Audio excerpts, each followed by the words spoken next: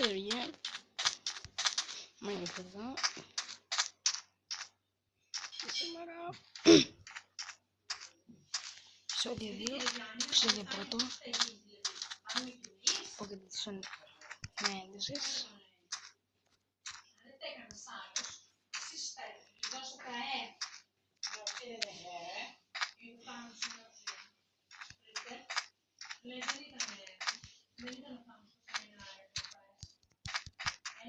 Και τώρα θα ξεκινήσουμε να παίξουμε μαζί δύο νύχτες.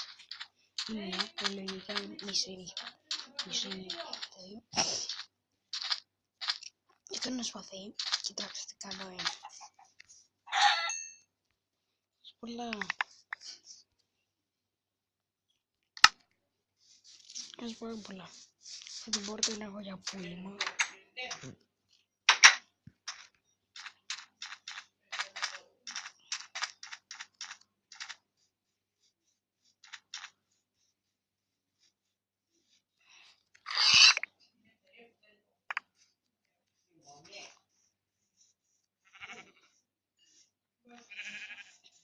Και τώρα θα βρείτε λίγο τα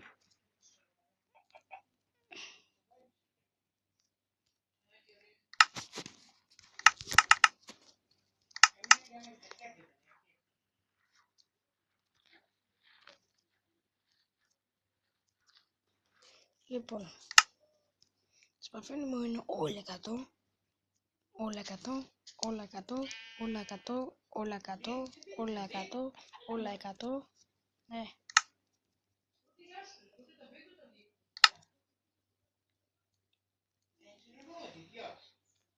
Και τώρα πέρα το φτιάξα στον Blitz για να χτίσω και να κάνω upgrade το σπίτι.